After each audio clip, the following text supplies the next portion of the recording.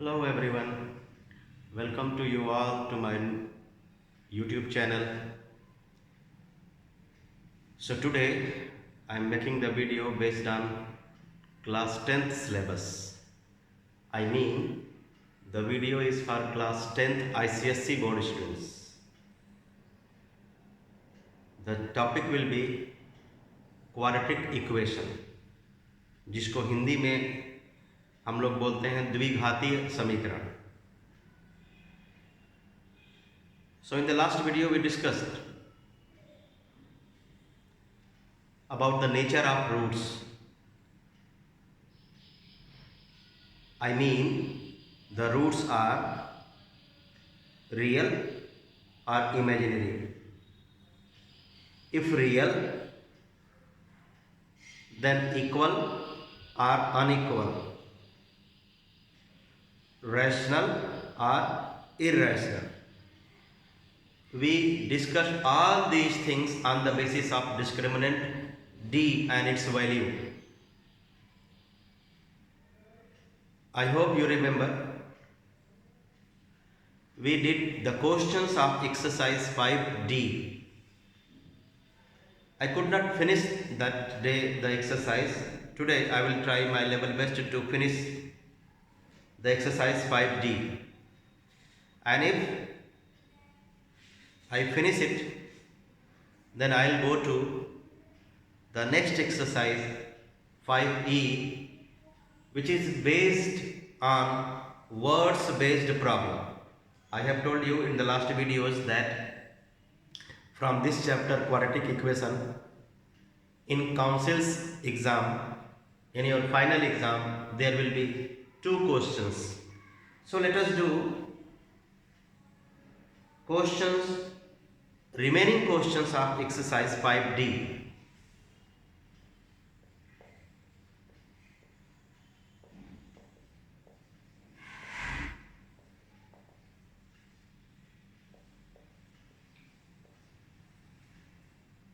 Before doing questions of 5D,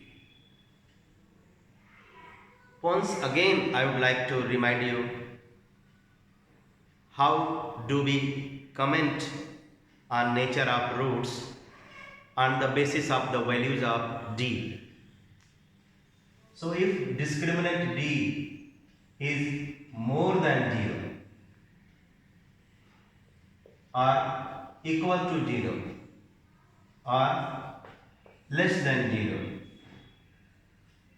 then we say that the roots are real,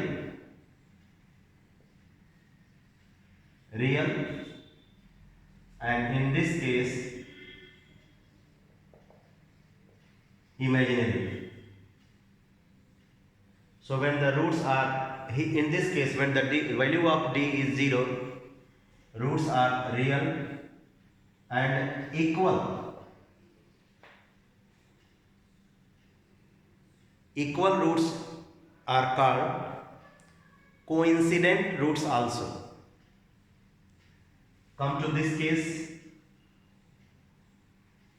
when D is greater than 0, the roots are real, but they are unequal. Real and unequal in case of D more than 0, means D is positive. If D is 0, then roots are real and equal. Under this more than 0, we have 2 subparts. If D is positive, more than 0 means positive value. If D is positive and it is perfect square means its square root is exact, like 1, 4, 9, 16, 25, 36, 49, etc. So if the value of D is positive and perfect square, then we say that the real roots are rational, and when the value of d which is positive is not perfect square, then the roots are real and irrational, but unequal in both the cases.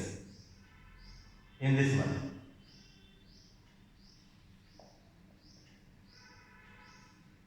not perfect square. So I do question number 5.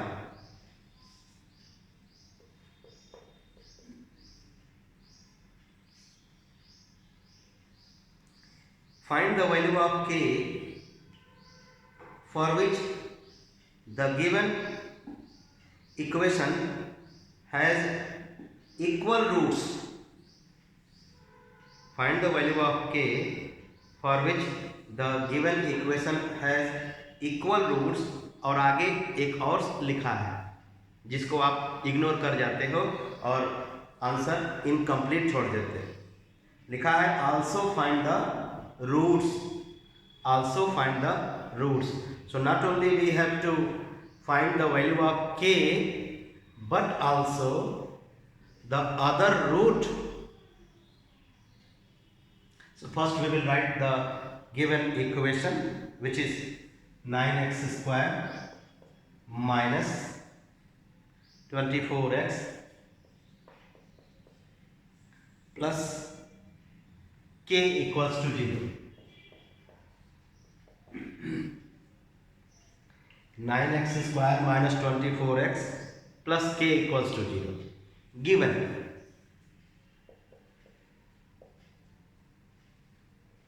roots are equal.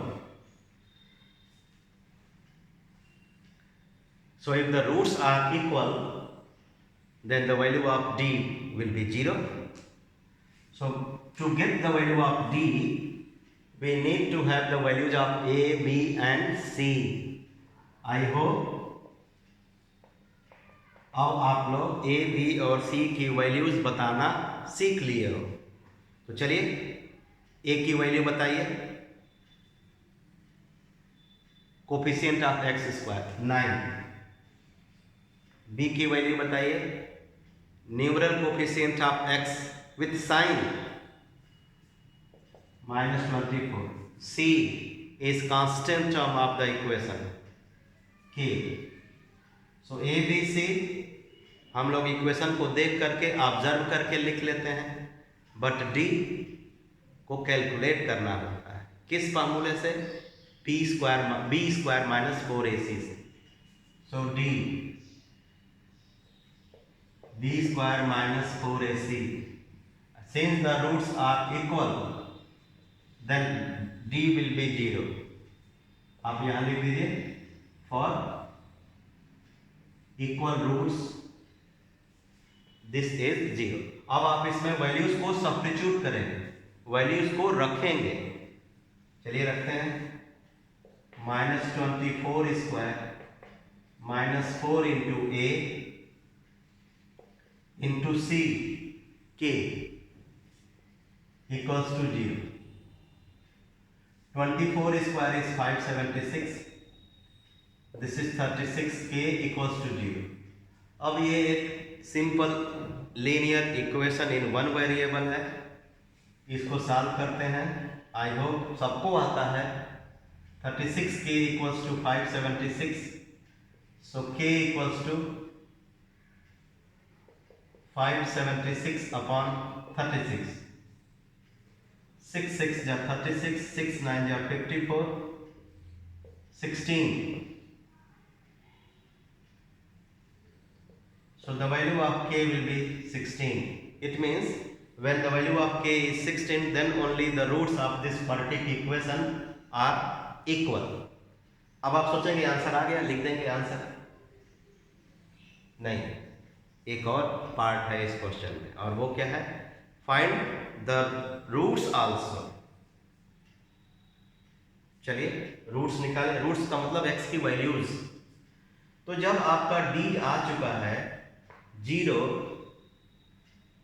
तो आप फार्मूले से ही निकाल लीजिए roots.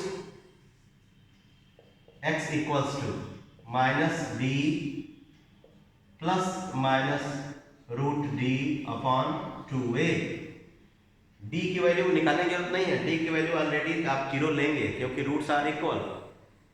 तो minus B की value है -24 और डी 0 है तो लिखेंगे ही नहीं, अपॉन 2a, 2 इंटू 9। तो क्या आया?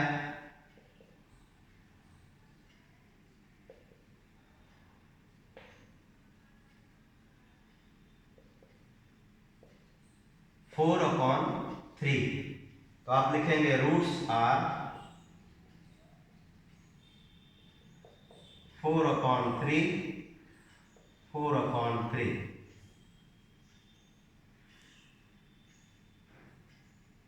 Okay, next one, question number, same question but second part.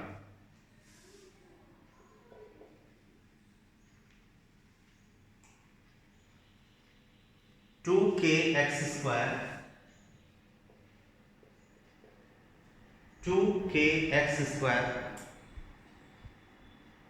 minus 40x plus 25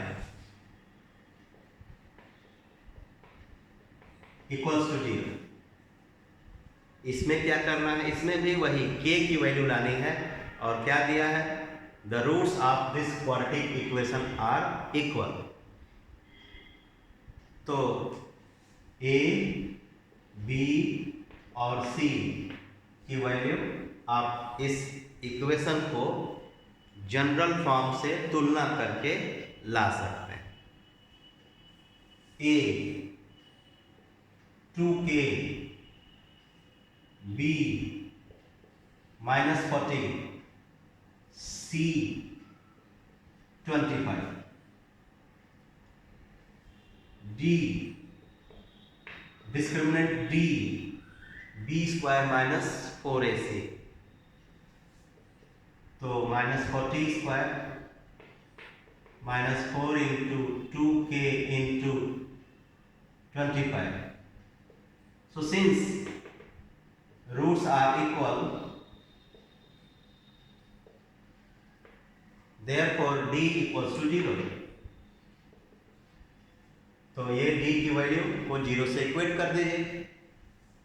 1600 -25 4 या 100 2 या 200, 200k equals to 0।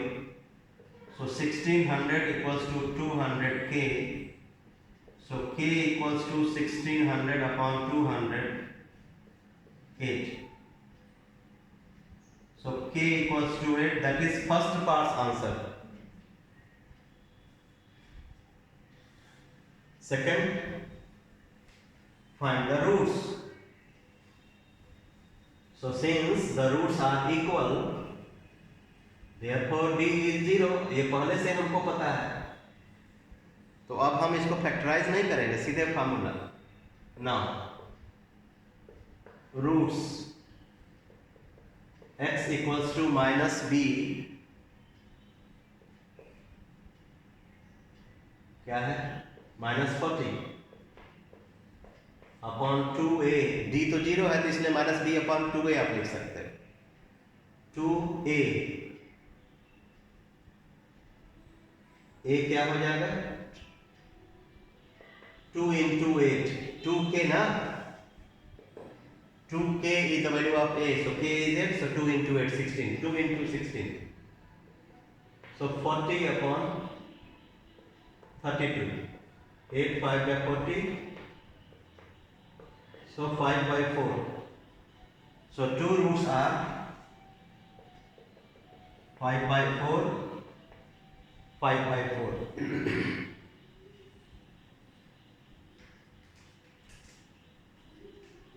5 by 4 and 5 by 4. These are the two roots.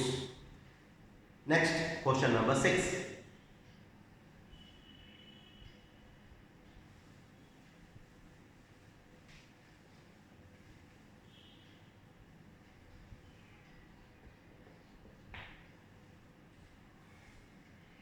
Find the values of k for which the given quadratic equations have real and distinct roots. I read, find the values of k for which the given quadratic equations have real and distinct roots. So roots are real and distinct when d is more than 0. याद रखिएगा, if d is greater than 0, then the roots are real and unequal. Question number 6 part 1. तो चलिए पहले equation लिख लें. kx square plus 2x plus 1 equals to 0. So a is k, b is 2, c is 1, d will be b square minus 4ac, 2 square minus 4 into k into 1, 4 minus 4k. Now since roots are real and distinct, therefore d will be more than 0. I mean this 4 minus 4k will be more than 0. अब आप ध्यान से सुनिए मेरी बात, ये equation नहीं इन equation है, तो carefully you need to solve it. 4 minus 4k is more than 0, minus 4k is more than minus 4, so k is less than minus 4 upon minus 4, k is less than 1. I hope आपको पता है कि जब minus से divide करेंगे तो ये inequation जो मोर देन में है तो लेस देन में चेंज हो जाएगा. सो k is less than 1. Answer. Question number 7. Second part आप खुद से कर लेंगे, मुझे आशा है, कोई परेशानी आपको आएगी नहीं. एक -5, सेकेंड में थोड़ा ध्यान से पढ़ना पड़ेगा question. If -5 is a root of the quadratic equation 2x square plus px minus 15 equals to 0. आप सबको मैं कई बार बता चुका हूँ, रूट्स किसी क्वाड्रेटिक इक्वेशन के रूट्स का मतलब x की वैल्यूज, अगर वो x में क्वाड्रेटिक इक्वेशन है तो if the quadratic equation is in x, then the values of x are called its roots.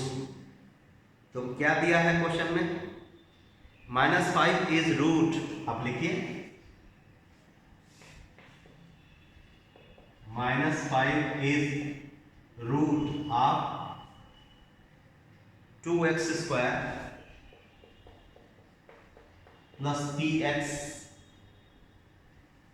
minus 15 equals to 0. तो आप इसको लिखिए सिंस -5 इज और रूट ऑफ दिस, देयरफॉर क्या करेंगे आप? देयरफॉर आप इस -5 को x की जगह पे रख देंगे. क्यों रखेंगे? ताकि p की वैल्यू आ जाए. तो आप रखिए 2 into -5 square plus p into -5 minus 15 equals to 0. And carefully we will solve this equation to get the value of p. So -5 square will be 25, 25 to the 50, minus 5p minus 15 equals to 0. 50 minus 15, 35, minus 5p equals to 0. 35 equals to 5p, p equals to 7, p equals to 7. तो ये p की value पूछा नहीं है, but without finding the value of p आप आगे जो पूछा है नहीं कर सकते. क्या पूछा है आगे?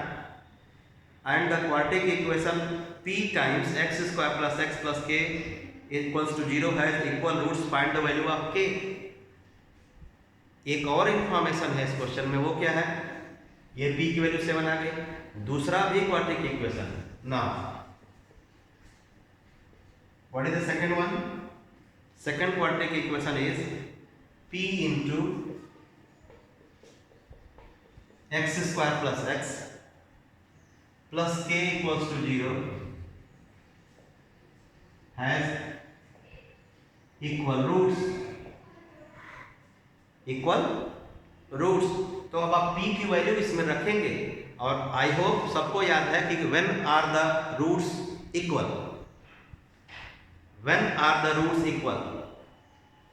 If discriminant d equals to 0। तो पहले इस p की वैल्यू रखिए 7x square plus 7x plus k equals to 0 has equal roots, therefore discriminant d is equal to 0, यानी b square minus 4ac equals to 0। अब वैल्यूज रखिए। So 7 square minus 4 into 7 into k equals to 0, 49 minus 28 k equals to 0। So 28 k equals to 49, k equals to 49 upon 28. So k equals to 7 by 4, or you can change it to mixed form 1 whole 3 by 4.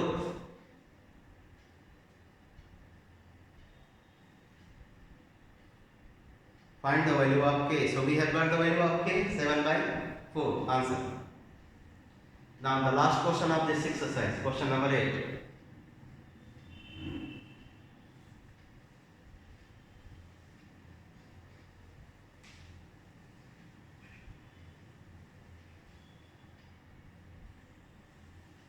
Before doing question number 8, I would like to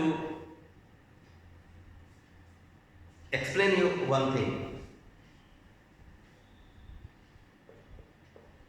A plus b plus c whole square. This is a square of the trinomial. Its expansion you have studied in class 9. I am quite sure. मैं आश्वस्त हूँ पूरी तरह से कि आप इसका expansion class 9 में पढ़ चुके हैं। आपको पता है, याद है कितने टर्म्स आते हैं इसके एक्सपेंशन में जब हम इसको खोलते हैं ब्रैकेट को? तो 6 टर्म्स, जिसमें से 3 स्क्वायर टर्म्स होते हैं इनके, और स्क्वायर टर्म्स पॉजिटिव होंगे क्योंकि इनके स्क्वायर्स हैं। वो पॉजिटिव हो चाहे नेगेटिव हो, जब इनके स्क्वायर्स करेंगे तो वो पॉजिटिव आएंगे। और बाकी 3 rest of the 3 terms will be positive और negative depending on the sign of the terms. और वो किस तरह के बाकी 3 टर्म्स होंगे? वो 2 times the product of first and second, and product of 2 times the product of second and third, and third one 2 times the product of first and third. तो 3 terms product होंगे और बाकी 3 स्क्वायर होंगे। ऐसे रफली याद करेंगे। कब? इसके स्क्वायर से। तो सब पॉजिटिव हैं तो इसलिए प्रोडक्ट भी पॉजिटिव साइन है। क्या भाई? A square plus b square plus c square plus 2ab plus 2bc plus 2ca, याद रखें। लेकिन अगर मैं इसमें से कोई एक नेगेटिव कर दूं, ध्यान से सुनिए, या 2 नेगेटिव कर दूं, तो अब आप स्क्वायर्स लिखोगे, इसका स्क्वायर करोगे, एक्सपेंड करोगे, तो स्क्वायर्स तो पॉजिटिव आएंगे। क्या भाई? a square plus b square plus c square without any hesitation, all these 3 squares will be positive। लेकिन जो प्रोडक्ट आएगा वो पॉजिटिव और नेगेटिव डिपेंड करेगा कि हम किनका गुणा कर रहे हैं। अगर हम इनका गुणा कर रहे हैं 2 के साथ तो नेगेटिव आएगा। क्या आएगा? -2ab। अगर हम इनका गुणा कर रहे हैं तो वो पॉजिटिव आएगा, +2bc। अगर हम इनका गुणा कर रहे हैं तो वो नेगेटिव आएगा, -2ac इक्वल्स टू 0। मेरा कहने का मतलब यह है कि जब हम एक्सपेंशन करते हैं तो प्रोडक्ट पॉजिटिव नेगेटिव होता है depending on the sign of the terms. अब देखिएगा मैं इसको क्यों समझाया, इसको अभी यही रहने दीजिए, I am not going to rub it. Let us do question number 8।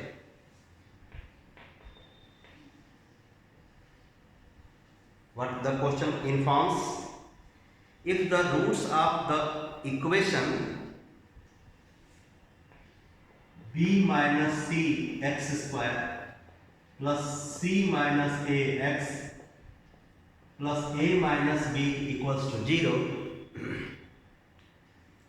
then prove that if the roots of the equation are equal, then prove that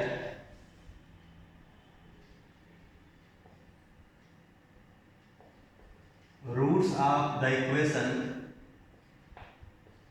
are equal. To show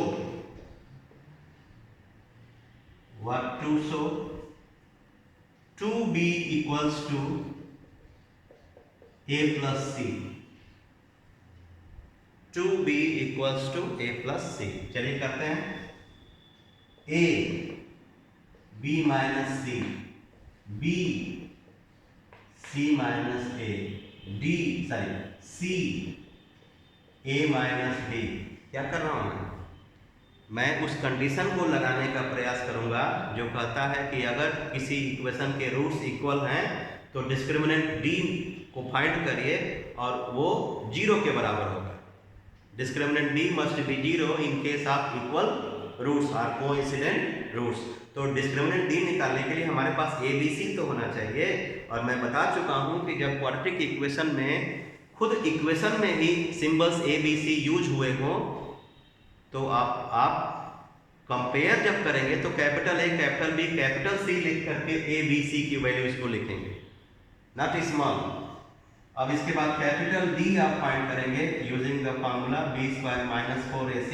और आपको पता है कि जब रूट्स इक्वल हैं तो इस d की वैल्यू 0 के बराबर होगी ही होगी, तो आप 0 लिख भी दीजिए। अब वैल्यूज को रखिए, c minus a whole square 4 into a, b minus c, फिर c a minus B equals to 0। और बहुत ही केयरफुली इसको सिंप्लीफाई करिए क्योंकि इसमें नेगेटिव टर्म्स हैं और नेगेटिव टर्म्स में 50% स्टूडेंट्स मिस्टेक करते हैं। इसलिए बहुत ही सावधानी से जब कभी भी नेगेटिव टर्म्स का प्रोडक्ट हो, सम करना हो, जो भी स्क्वायर करना हो, केयरफुली करिए। चलिए इसको एक्सपेंड करिए, सी स्क्वायर प्लस ए स्क्वायर माइनस 2ca। और यहाँ पे प्रोडक्ट है, बहुत ही सावधानी से करना होगा। पहले -4 लिख लीजिए और इसको ब्रैकेट के अंदर लिखिएगा मल्टीप्लाई करके। अभी -4 रहने दीजिए। तो जब इस बाइनोमियल को इस बाइनोमियल से मल्टीप्लाई करेंगे तो 4 टर्म्स आएंगे। कैसे? अभी समझा रहा हूँ। b का मल्टीप्लाई a से ba, फिर b का मल्टीप्लाई -b से -b स्क्वायर, -c का मल्टीप्लाई a से -ca, -c का मल्टीप्लाई -b से सो प्लस cb और आगे इक्वल्स टू 0। अब क्या करेंगे? ब्रैकेट को ओपन करेंगे, इस ब्रैकेट को -4 से मल्टीप्लाई करते हैं। So c square plus a square minus 2ca minus 4ba plus 4b square plus 4ca minus 4cb equals to 0। क्यों? आपको पता है ना कि नेगेटिव से जब मल्टीप्लाई करते हैं नेगेटिव को तो रिजल्ट पॉजिटिव आता है, नेगेटिव से जब पॉजिटिव को मल्टीप्लाई करते हैं तो रिजल्ट नेगेटिव आता है। चलिए मल्टीप्लाई कर लिया। अब इसके बाद जो टर्म्स आए हैं उनको एक बार ध्यान से देखिए कि कहीं उसमें कोई लाइक टर्म्स तो नहीं है। लाइक टर्म्स आपको बता चुका हूँ मैं, और इस मतलब लोअर क्लासेस में भी पढ़े होंगे कि लाइक टर्म्स क्या होते हैं अलजेब्रा में भाई।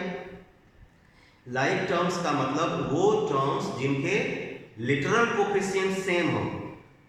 लिटरल कोफिशिएंट्स, नंबर्स अलग अलग दिखें चलेगा, लेकिन लिटरल कोफिशिएंट्स अगर सेम है तो उनको लाइक टर्म्स कहते हैं। और लाइक टर्म्स को हम जोड़ या घटा लेते हैं डिपेंडिंग ऑन उनके साइन क्या है। अगर सेम साइन है तो जोड़ करके साइन वही रहने देते हैं जो उनके साइन है। अगर दोनों पॉजिटिव हैं तो दोनों पॉजिटिव जुड़ करके पॉजिटिव ही रहेगा, दोनों नेगेटिव हैं तो दोनों जुड़ करके नेगेटिव ही रहेगा। लेकिन एक पॉजिटिव और एक नेगेटिव है तो रिजल्ट पॉजिटिव आएगा अथवा नेगेटिव आएगा, डिपेंडिंग ऑन किस में से किसको घटाया हमने।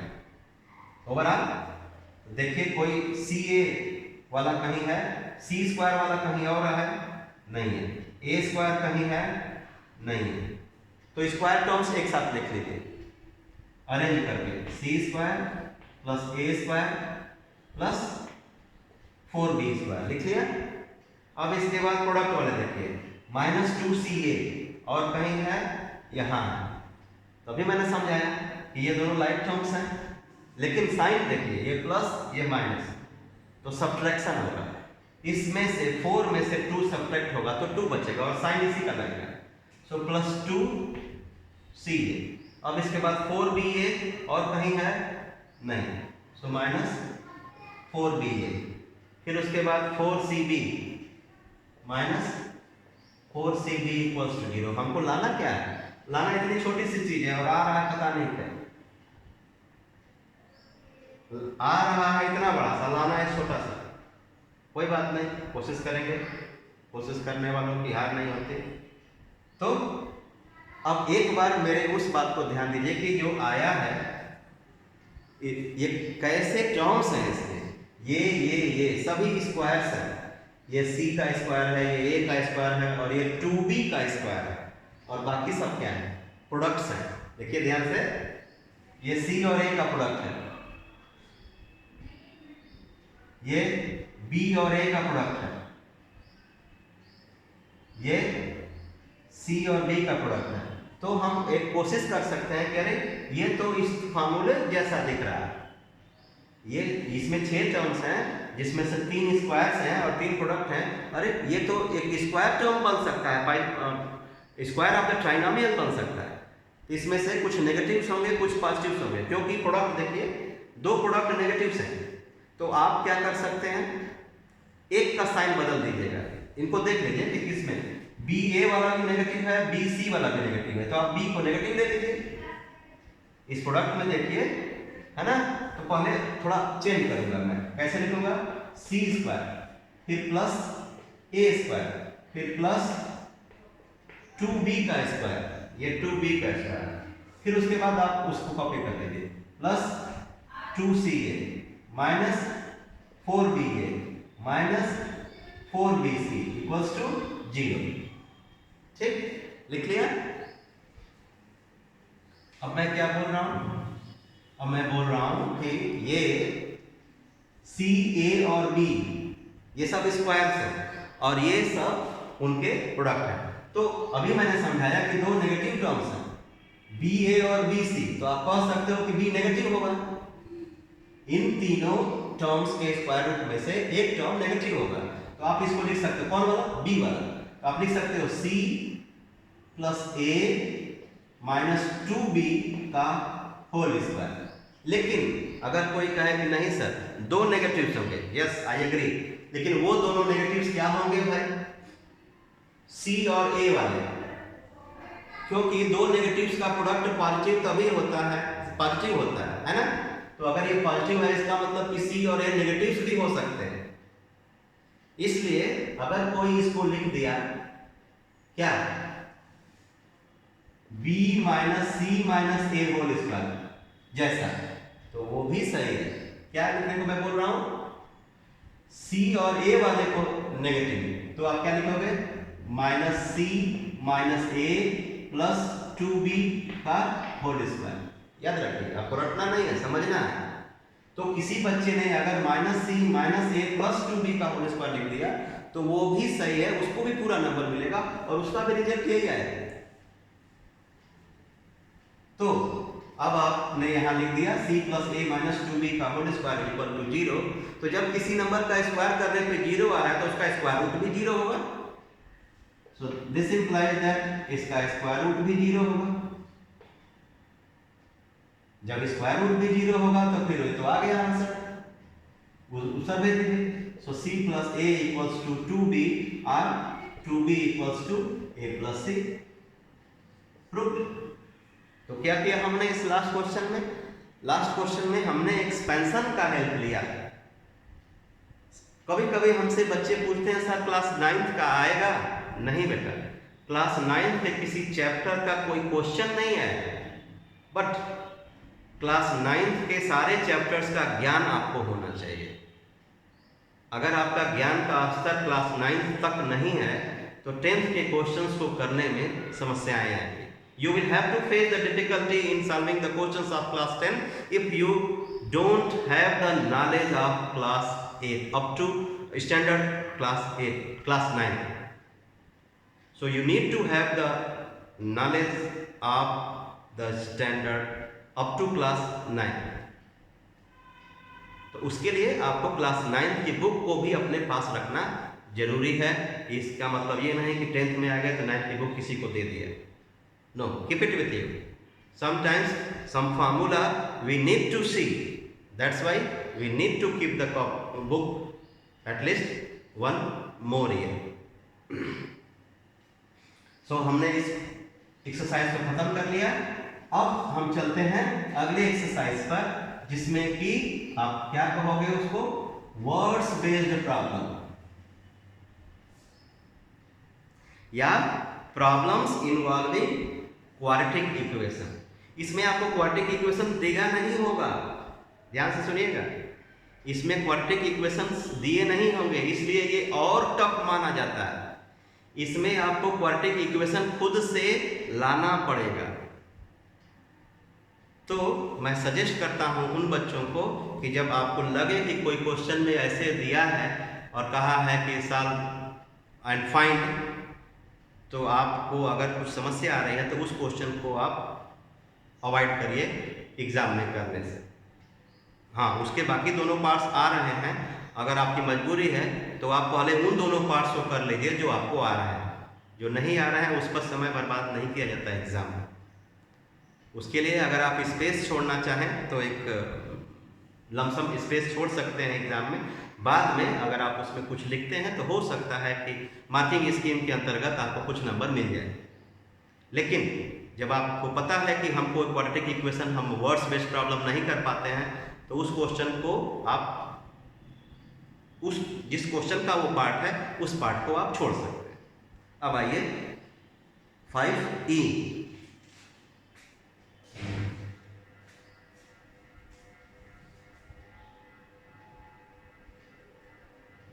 Words based problem.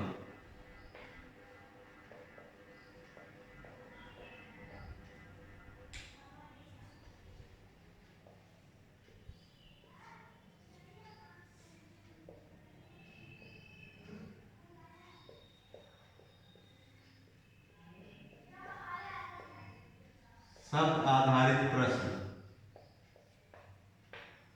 अब इसमें भी कुछ नियम होते हैं, मेरी बात को ध्यान से सुनिए बेटा।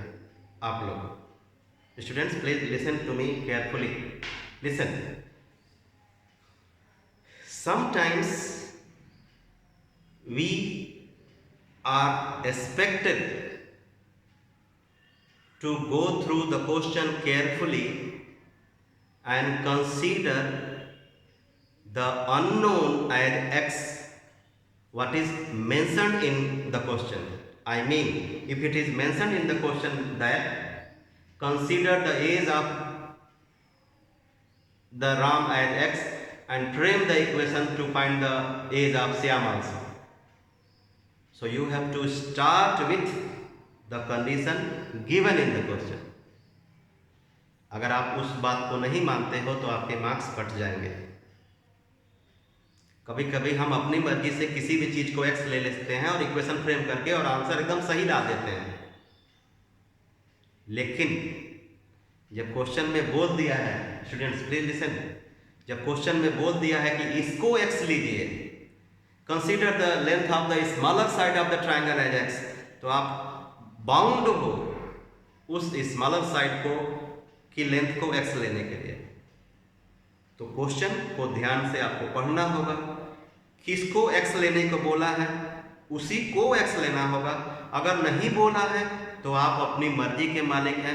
किसी को भी x लेकर के इक्वेशन फ्रेम करिए, सॉल्व करिए और जो उचित आंसर हो लास्ट में उसको लिख दीजिए। कभी कभी क्या होता है, x की दो वैल्यूज आती है और दोनों आंसर नहीं हो सकती, तो आपको जो आंसर होगा लास्ट में लिखना पड़ेगा। कभी कभी क्या होता है कि दोनों वैल्यूज भी आंसर हो सकते हैं, वो लेंथ और ब्रेथ के केस में होता है, एज के केस में नहीं होता है। वो लंबाई चौड़ाई के केस में होता है, नंबर्स के केस में होता है कि दोनों वैल्यूज आंसर हो सकती हैं क्वाड्रेटिक के, लेकिन एज में ऐसा नहीं होता। तो आपको जो वैल्यूज आएंगी उनको आराम से चेक करिएगा कि दोनों वैल्यूज क्या आंसर हो सकती हैं। अगर नहीं तो जो आंसर होगा लास्ट में उसको लिखना ही पड़ेगा, क्योंकि आंसर विथ एक्यूरेसी होना चाहिए। ये नहीं कि हमने तो दोनों आंसर लिख दिया, उसमें से एक सही है, नंबर मिल जाएगा, नहीं। आपको लास्ट में फाइनल आंसर एकदम सटीक देना है, तभी एक्यूरेसी वाला मार्क्स आपको मिलेगा। चलते हैं क्वेश्चन नंबर 1 से। मुझे पता है कि आप लोग को इतना तो जानकारी होगी कि natural numbers, consecutive natural numbers, consecutive odd natural numbers, consecutive even natural numbers algebra में कैसे कंसीडर किए जाते हैं। Consecutive natural numbers are differ by 1। दो लगातार क्रमागत संख्याओं के बीच का अंतर 1 होता है।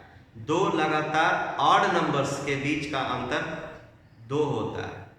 चाहे इवन नंबर्स हो तो भी उनके बीच का अंतर 2 होता है। जैसे 2 एक इवन नंबर है तो उसके बाद जो आएगा वो 4 आएगा, फिर 6 आएगा, अंतर कितना रहा? 2 का। एक ऑड नंबर है, उसके बाद अगला ऑड नंबर उससे 2 ज़्यादा होगा, फिर अगला ऑड नंबर 2 ज़्यादा होगा, तो ऑड नंबर्स का डिफरेंस भी, कंसेक्यूटिव ऑड नंबर्स का डिफरेंस भी 2 ही होता है। तो ये सब बातें हमको ध्यान रखनी है। तो क्वेश्चन 1 में क्या है भाई? The sum of the squares of 2 consecutive positive even integers is 100। आप तब तक क्वेश्चन को पढ़ते रहेंगे जब तक कि उसका एक एक शब्द नहीं समझ में आ जाता है।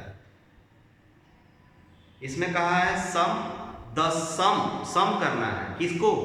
The sum of the squares. किसका? स्क्वायर्स को सम करना है। किनके स्क्वायर्स को? 2 कंसेक्यूटिव पॉजिटिव इवन इंटीजर्स। तो पहले आपको लिखना पड़ेगा let the 2 positive consecutive integers be, तब उनका स्क्वायर करना है, फिर उनका सम करना है। क्या लिखेंगे यार? लेट द 2 पॉजिटिव, पहले कंसेक्यूटिव, लेट द 2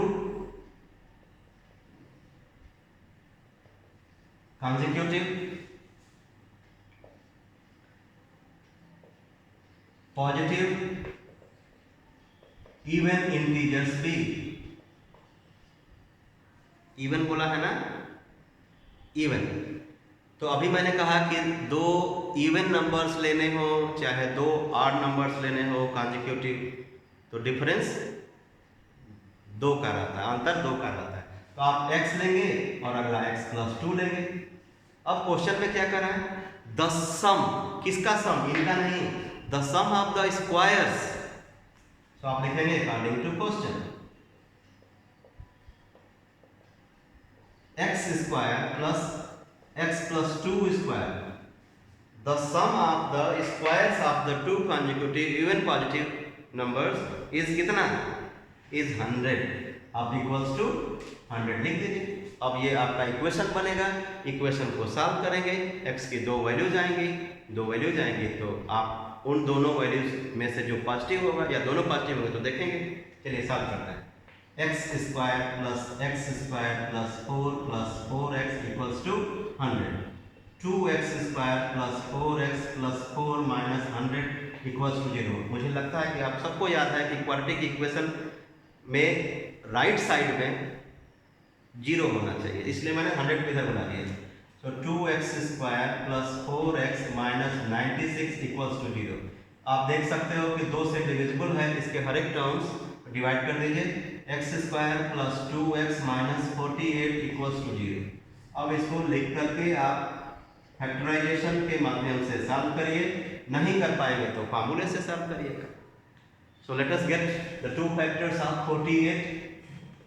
8 6 जाए, 12 4 जाए, 2 फैक्टर्स तो बहुत सारे हैं, 12 और 4 8 और 6, लेकिन हमको देखना है कि -48 है। जब माइनस आना है तो एक पॉजिटिव होगा और एक नेगेटिव होगा, और दोनों को जब जोड़े पॉजिटिव नेगेटिव्स को तो रिजल्ट पॉजिटिव है। तो बड़ा वाला पॉजिटिव होगा, छोटा वाला नेगेटिव दिखना चाहिए। छोटा नंबर नेगेटिव दिखना चाहिए और बड़ा वाला पॉजिटिव दिखना चाहिए। ठीक है, तो 8 6 जा, सो +8 - 6 2 देगा, और +8 - 6 -48 भी देगा। तो आप इसको स्प्लिट कर लीजिए, x² + 8x - 6x - 48 = 0। फिर कॉमन ग्रुपिंग मेथड से कॉमन लीजिए, सो x - 6 x + 8 = 0, और x की वैल्यूज 2 आ गई। और मैं जल्दी इसलिए किया क्योंकि मैं ये सब समझा चुका हूँ कि कैसे सॉल्व करना है। तो अब x की वैल्यू 6 आई और x की वैल्यू -8 आई। तो आपसे मैंने शुरू में ही कहा था कि आप उसमें से जो पॉजिटिव आएगा लीजिए, क्योंकि आपने लिखा है let the two consecutive even positive even integers. तो पॉजिटिव वैल्यू 6 हुई, तो 6 केवल 6 आंसर नहीं होगा, आंसर तो ये दोनों है। तो इसको आप यहाँ ऐसे सिंबल बना के छोड़ दीजिए, फिर लिखेंगे 2 इवन पॉजिटिव इंटीजर्स, 6 और 6 + 2 6 and 8। these two values will be the answer। ठीक है, अब हम लोग जो रिमेनिंग क्वेश्चंस है we will do in the next video. आप हर एक वीडियो को ध्यान से मेरे देखते रहिएगा, लास्ट तक देखिएगा। कुछ न कुछ उसमें सजेशंस होंगे जिनको आपको काउंसिल के पर्पज से ध्यान से सुनना है, देखना है और फॉलो करना है। आप अगर उसमें मिस कर जाते हैं तो लास्ट 1 नंबर हर एक क्वेश्चन में कटने की संभावना होती है। तो मिलते हैं अगले वीडियो में, बाय बाय।